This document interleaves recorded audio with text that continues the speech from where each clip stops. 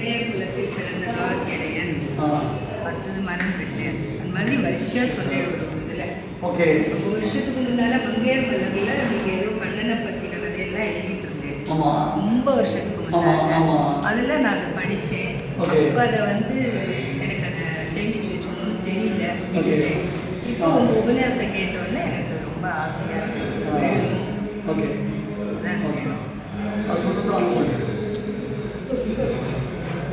இப்போ இடையன் அப்படின்னு பகவானுக்கு திருநாமம் இல்லையா?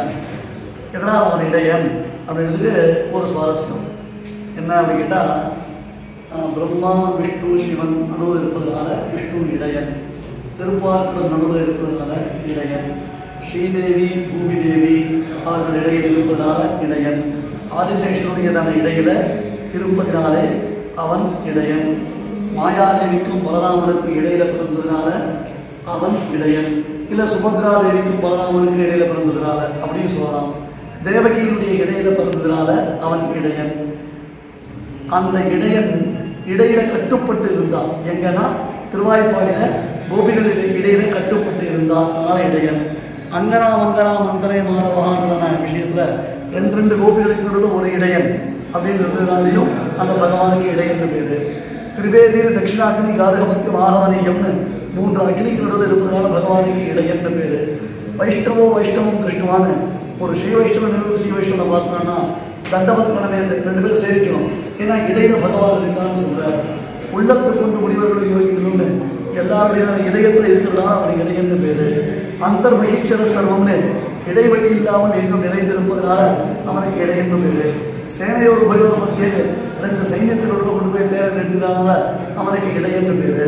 அர்ஜுனனுக்கும் குதிரைகளுக்கு நடுவில் அந்த தேருக்கு இடையில உட்கார்ந்ததுனால அவனுக்கு இடையன் பேரு.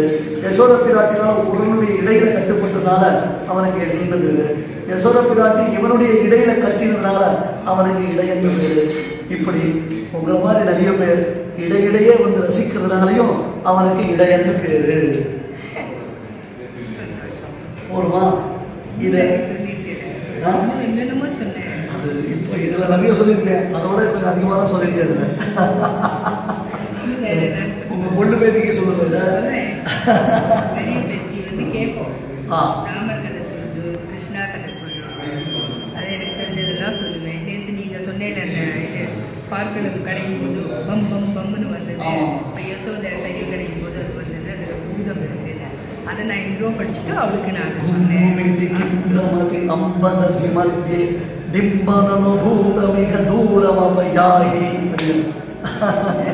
குழந்தைகளை நேரம் பார்த்து சொல்ல மாட்டேன். ஃபோன்ல வீடியோ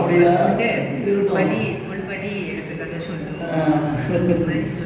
சந்தோஷம். சரி, அதான் குழந்தைகளுக்கு கட்டாயம். இப்போ சொல்லலாம். இப்போ என்ன அப்படின்னு கேட்டால், எங்கேயோ இருக்கிற குழந்தைகளுக்கு இப்போ இந்த ஸ்கிரீன் இடையில் வந்து சொல்றதுனால அவனுக்கு இடையில் பேரு வச்சுக்கலாம். இந்த கதைகள் இந்த ஸ்கிரீன் இடையில் நடுவில் அது பிரச்சாரமானதுனால அவனுக்கு இடையன்னு பேரு. அது மாதிரி இதையும் சொல்லுவேன். அஜாமிலன் கதை சொன்னேன், வியாபாரி. அதையும் என் பேரனுக்கே சொல்லுவேன். பேரனுக்கு வயசு 23. அவன் கதை சொல்லுவாண்டி. அவனுக்கு சொல்லுவான். அவனுக்கு அவ்வளவா தமிழ் படிக்க வராது. அதனால கொஞ்சம் கொஞ்சமா படிப்பான். நீ கேட்டியோன்னு கதை சொல்லுவேன். குழந்தைகளுக்கெல்லாம் சொல்லுவேன். எனக்கு வேற சத்சங்கம், நல்ல சத்சங்கம் கிடைச்சா ரொம்ப சந்தோஷம். அதனாலதான் நல்ல சந்தோஷம்.